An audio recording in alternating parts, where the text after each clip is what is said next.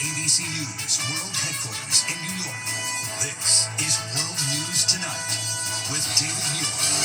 Good evening, and we finally made it to Friday, but it could be an unsettling night ahead. 45 million Americans on alert right now. In fact, here in the East, a tornado watch at this hour from Washington, D.C., right up through Philadelphia. The system then moving into New York City, then up into New England.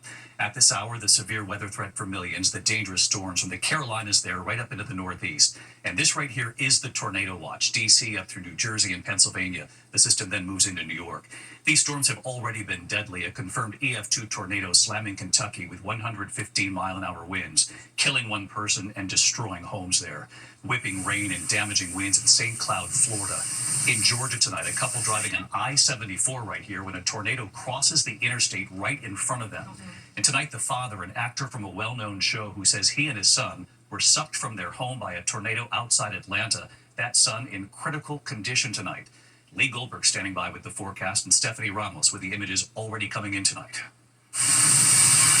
Tonight, nearly 45 million on alert for powerful storms targeting the East Coast after a deadly 24 hours left a trail of destruction in the heartland. Southeast of Louisville, a confirmed EF2 tornado with 115-mile-an-hour winds tearing up this neighborhood. This SUV flipped on top of a flattened home. A small area was hit, but it was devastating. Authorities in Washington County, Kentucky say at least one person was killed here and 14 more hurt, including a 3-year-old child. Outside Jacksonville, Florida, Thursday, multiple cameras catching a tornado crossing St. John's Highway. Is that a tornado? Yep. While south of Atlanta, I don't know. Rachel Peters recording in the passenger seat as they nearly drive right into a tornado crossing Interstate 75. Homes in this Henry County neighborhood leveled. Families that rode it out say they could feel the walls shake. I ran for the closet and took cover. I got on my hands and knees, covered my head, and just started praying. I survived the tornado. My son, he survived. Trey Shaney says he and his 18-year-old son Malachi were sucked out of their home.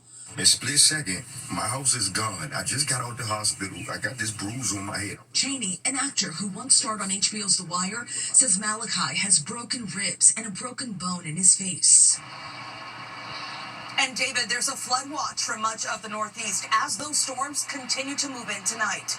David. Yeah, it's going to be a rough night ahead, Steph. Thank you. Let's get right to Chief Meteorologist Lee Goldberg of our New York station, WABC. Lee, I know you're tracking these tornado watches up right now.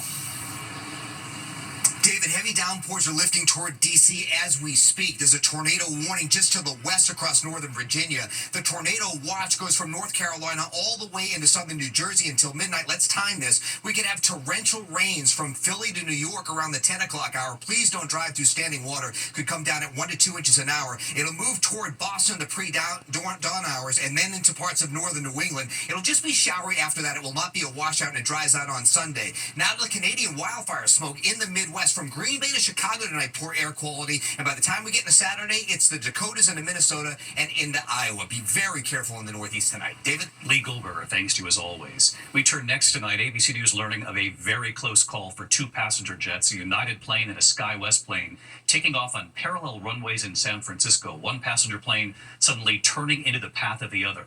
Authorities say they were just seconds apart from each other. Here's Trevor Ault. Tonight, frightening new details emerging from a recent close call at San Francisco International Airport. A pair of commercial jets, one from United, the other SkyWest, taking off at the same time on parallel runways earlier this month when the United plane suddenly turned into the path of the SkyWest plane. That SkyWest jet veering out of the way to avoid a potential disaster. 5273, traffic. Air traffic control demanding an urgent course correction. Yeah, 1152, turn left heading 280 immediately. Left 280, heading 280 immediately. Tracking data from Flight Radar 24 shows the planes were less than 2,000 feet apart laterally and a mere 275 feet apart vertically. Yeah, 1152, how'd you wind up over there? In a statement, the FAA says that United plane turned without authorization. The agency is investigating the event. Very, very close. And we know that the regional jet maneuvered away from the United jet. So they saw it, looked out the window and said, oh my gosh, we got to move. And they turned behind the United jet. If they hadn't done that, it would have been even closer. Hey, and David, there were more than 150 people on board these two aircraft. Of course, this is the latest in a string of close calls that we have seen on U.S. runways this year. David? Yeah, we know viewers at home are wondering what is going on here. Trevor Ault tonight. Trevor, thank you. Now to the scene in the Oval Office today, President Trump's farewell to Elon Musk. What Elon Musk acknowledged today, Musk also explaining his black eye. Also tonight here, the Supreme Court handing the president a major victory on immigration, and what President Trump said when he was asked if he would consider a pardon for Sean Diddy Combs. Here's Rachel Scott. Tonight, President Trump giving an Oval Office farewell for Elon Musk, the world's richest man now stepping away from his role as a special government employee, slashing federal agencies and firing thousands of government workers. Elon gave an incredible service, nobody like him, and he had to go through the slings and the arrows, which is a shame because he's an incredible patriot. Musk says he will continue to serve as an unofficial advisor to the president. Musk now acknowledging his job was an uphill battle, and in the end, not coming close to the $2 trillion in savings he originally promised. So I think the Doge team is doing an incredible job. They're going to continue doing an incredible job. His departure comes after he broke with the president over his budget bill and the level of spending in it.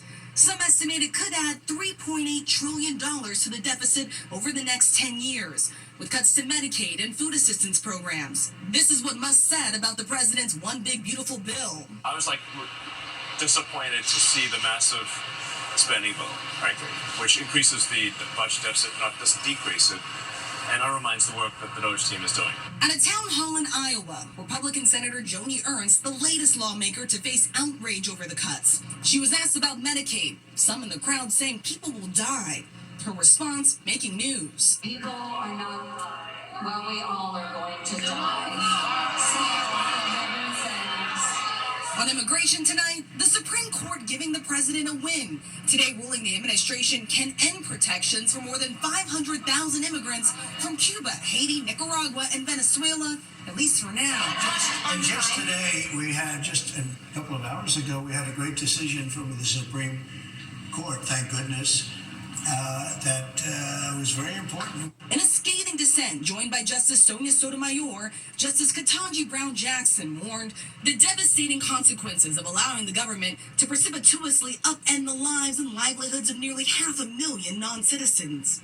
And tonight, after a string of controversial pardons, President Trump was asked whether he would consider a pardon for Sean Diddy Combs, now on trial for sex trafficking and racketeering. I haven't spoken to him in years. He used to really like me a lot, but I think when I ran for politics, he sort of, that relationship busted up from what I read. I would certainly look at the facts. If I think somebody was mistreated, whether they like me or don't like me, it wouldn't have any impact on me. And David, the president here in Pittsburgh, Pennsylvania tonight, touting a new partnership between U.S. Steel and the Japanese company Nippon. And just moments ago, he announced that he is now doubling tariffs on steel, raising them from 25 to 50%. And David, we want to go back to the Oval Office because there was that moment in the room today when Elon Musk was asked about his black eye. He said that he was horsing around with his 5-year-old son and told him to go ahead and punch him in the face. And so his son did. David? Rachel Scott live there from Pennsylvania. Rachel, thank you. And you heard the president was asked there about Sean Combs today. At the night here, we remember actress Loretta Swit from MASH. She won multiple Emmys for her role. And this evening, we look back, including the scene watched by nearly 106 million Americans as the tributes now pour in. She was the quick-witted Major Margaret Houlihan in one of TV's biggest hits. Those two, they're ruining this war for all of us. Loretta Swit, commanding the screen on MASH for more than a decade. For us, from now on, I'm number one. Me, Margaret Houlihan. And believe me, soldier, I deserve better than you. The tough, by-the-book Major Houlihan was the head nurse of their mobile Army surgical hospital during the Korean War, evolving in her role to a leader fighting for respect in a man's world. We actually survive without you. We live, we breathe, we dream, we do our work, we earn our pay. Sometimes we even have our little failures, and then we pull ourselves together. Swit infusing humanity into Major Houlihan 2, showing a vulnerability, that famous scene Major Houlihan breaking down in front of the other nurses. Did you ever offer me a lousy cup of coffee? We didn't think you'd accept. Well, you were wrong. Swift would star in 240 of MASH's 251 episodes, earning 2 Emmy Awards along the way. Sickening. Along Alan Alda's Captain Hawkeye Pierce, one of only 2 actors there for both the pilot back in 1972. So, listen. Yeah. And the series finale in 1983. Their 35-second kiss was seen by nearly 106 million viewers, still the most watched single episode of any television series in U.S. history. Loretta Swit was born on November 4th, 1937, in Passaic, New Jersey, performing on stage for the first time at the age of 7. She was best known for that role on MASH, but her career was both on screen and in the theater. Loretta Swit passing away at the age of 87, tonight here, in her own words. I would hope to be remembered as an artist who tried to use parts of her profession to further other arenas that were positive. It's very satisfying for me to have nurses tell me that they became nurses because of watching me. And that's a very, very great compliment and a very wonderful thing to have done while I was having so much fun within my profession. The impact she had on so many people tuned in every week, 106 million watching that final kiss, remembering Loretta Swit here tonight. When we come back on this tonight, the CDC appears to be breaking with Health Secretary Robert F. Kennedy Jr.'s recent announcement over COVID vaccines for children. The agency today releasing its latest immunization schedule, and it does recommend the shot for healthy children. The guidance adding a, quote, shared decision-making model that suggests parents should decide if their child should get the shot alongside their doctor. The CDC policy counters Kennedy's announcement that the shots would be removed from the childhood immunization schedule for healthy children. A sinkhole opening up right next to a construction site in California, causing real concern tonight. These are the images showing the sinkhole swallowing cars and threatening nearby buildings in Ventura. City leaders saying the construction project appears to be at fault, citing a shoring failure as to why the ground caved in. Crews right now trying to figure out how to prevent any further damage. When we come back here tonight, NBA superstar Zion Williamson hit with major accusations tonight. His legal team is now firing back. And Taylor Swift crying tears of joy after her big reveal tonight.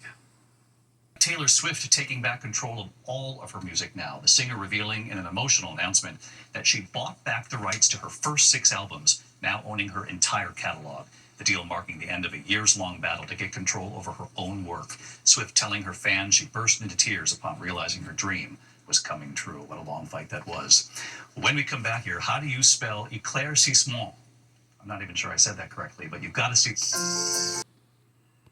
Finally tonight here, our person of the week. He was runner-up last year, and he vowed to return to win it all. The Scripps National Spelling Bee turning 100 years old, and tonight, a new champion. 13-year-old Faizan Zaki from Allen, Texas. He actually made it to the finals last year, finishing second after a rapid-fire tiebreaker. And he came back this year. That is correct. Determined to win. Faizan with a chance to win it all with this word. Éclaircissement. Éclaircissement. Éclaircissement.